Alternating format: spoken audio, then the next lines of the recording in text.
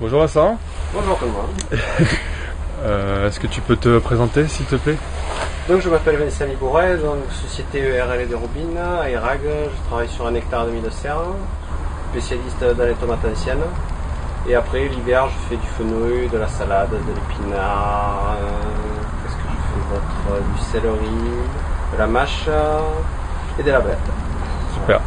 Cet été avec ProNatura tu nous livres en tomates anciennes. Tomates anciennes, j'ai une gamme d'une dizaine de variétés à peu près de tomates anciennes que je travaille avec ProNatura. Ouais, D'accord. Qu'est-ce que tu fais le plus en tomates anciennes cette année? Plus c'est cœur de bœuf principalement, après on fait de la russe rouge, russe noire, noir de Crimée, green zebra, un petit peu de jaune, d'ananas, jaune Saint-Vincent, voilà principalement. Comment tu peux définir la cœur de bœuf, la tomate cœur de bœuf? Qui est vraiment la forme du cœur, typique. Voilà, de ce format-là, je veux dire, vraiment voilà, bien pointu. Elle a un petit peu le collet vert en haut, ce qui est normal, elle est comme ça, elle a toujours été comme ça. En général, alors, même ma maturité, elle reste avec son collet vert. Voilà, mais c'est vraiment la typique cœur de bœuf, elle est comme ça. Voilà, surtout pas trop loin. Après, maintenant on peut trouver de l'hybride qui a cette forme-là, mais qui a tendance à ne pas avoir ce collet vert et qui est surtout beaucoup plus dur que ça et en général beaucoup moins bonne. C'est pas en général, elle est moins bonne que la vraie tomate ancienne. Avec de l'air dedans, non? Plus de graines en général, plus dur, beaucoup plus segmentaire à l'intérieur. Bon, ils l'ont faite pour qu'elle tienne au frigo. Ils l'ont faite pour qu'elle voyage. Bon, celle-là, elle voyage très mal. Elle le tient au frigo, mais c'est limité. Il vaut mieux, si on veut garder la qualité gustative, il vaut mieux la laisser. À température ambiante, il faut qu'elle mûrisse à température ambiante. C'est vraiment, on n'a pas le choix, pas la descendre en dessous de 8-10 degrés, sinon ça casse son goût. Mais il faut la laisser, voilà, il faut la laisser telle qu'elle est. Dans les tomates que tu fais cette année, quelle est ta préférée? Moi, c'est l'ananas. D'accord. Bon, de par sa grosseur déjà, parce qu'on a des fruits qui atteignent 1 kg, bon poids. Après, c'est la particularité d'être veinée de rouge, donc au niveau du goût, aucune graine, pas très peu. On la coupe en deux, on dirait qu'on mange un steak, quoi. On peut la faire même pas en salade, on peut la faire cuire, je veux dire, c'est super, pour moi c'est la meilleure, quoi. Vincent, on voulait savoir comment tu es venu au bio, qu'est-ce qui t'a fait venir au bio? Pour partir de la base, donc je suis la 3e génération à travailler ici, puisque mon grand-père avant moi et mon père avant moi. Mon père a fait pendant longtemps dans la tomate hors sol. Et moi, quand je me suis installé en 2000 ou en 99, marre de manger des tomates dégueulasses, on a dit stop. Alors, on a fait le pas en même temps de passer en bio parce qu'on avait marre de s'empoisonner, parce qu'on a beaucoup de gens malades autour de nous. Il n'en viendra que plus de toute façon, donc on s'est dit, moi comme je rentrais dans la vie active et dans la société, j'ai dit plus qu'on y est. En plus il y avait des problèmes, on avait des problèmes au niveau commercial et conventionnel, problèmes de vente, chaque année c'était difficile, alors on est passé au bio par conviction et aussi par problème de commercialisation de vie et de salaire, quoi. Voilà. Très bien. On a vu dans tes serres, tu as des panneaux jaunes.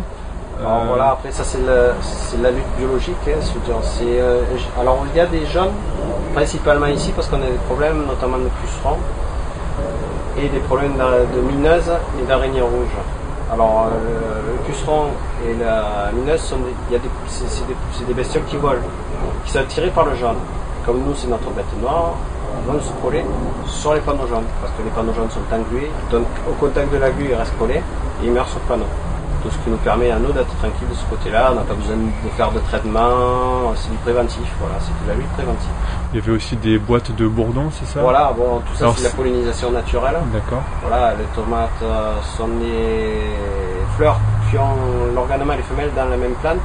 Du coup, le bourdon en passant, il vibre, il secoue la fleur, et ce qui fait que le pollen tombe en fait sur le pistil qui est à l'intérieur de la même fleur.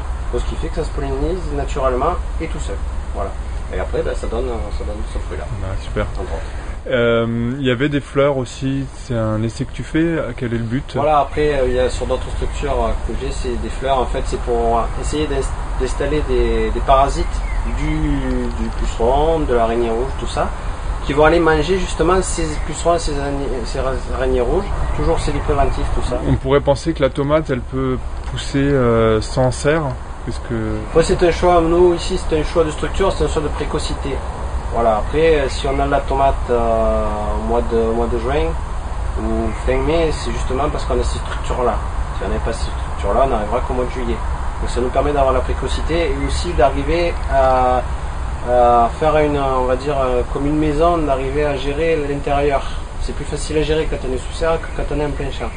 Donc ça nous fait, en bio, ce qui est important quand même, ça nous permet d'avoir cet outil-là qu'on gère à l'intérieur notre climat et notre arrosage. Mais surtout, c'est une question de précocité principalement. Au niveau des arrosages, comment tu gères tes arrosages? Goutte à goutte. Après, selon les climats, c'est tous les jours, ça peut être tous les 3 jours, ça peut être tous les 4 jours.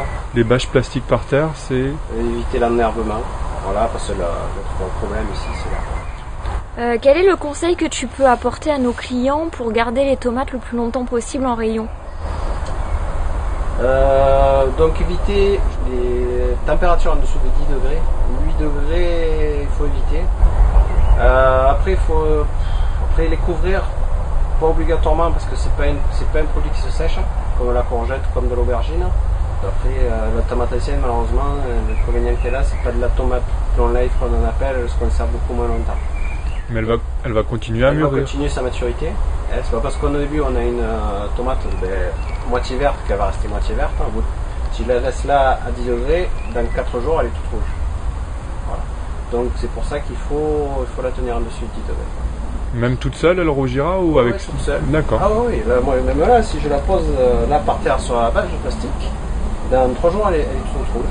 Au niveau du sol, est-ce que tu rajoutes de l'engrais? Oui, on peut mettre de l'engrais bio bien sûr, à base de tourteaux de ricin, à base de fumier, à base de la fiente de poulet, à base de poisson, à base de guano. Enfin, il y a toute une gamme maintenant de produits bio, d'engrais bio qui se font. Je reçois mon fumier brut sur l'exploitation et moi, parce qu'il faut qu'il composte mal, je le tourne sur l'exploitation.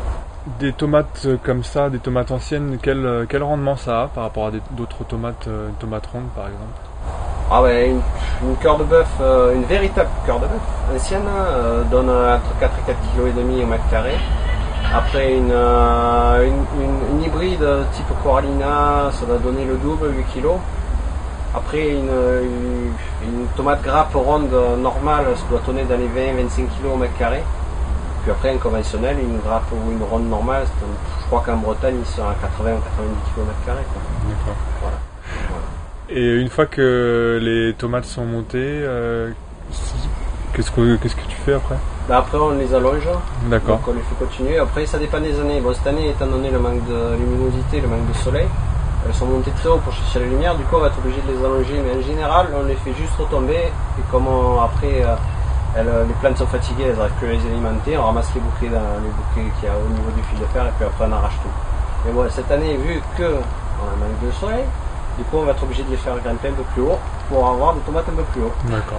Puis pour arriver à faire un petit peu plus de rendement, pour que ça coûte moins cher au consommateur. Merci beaucoup Vincent. De rien.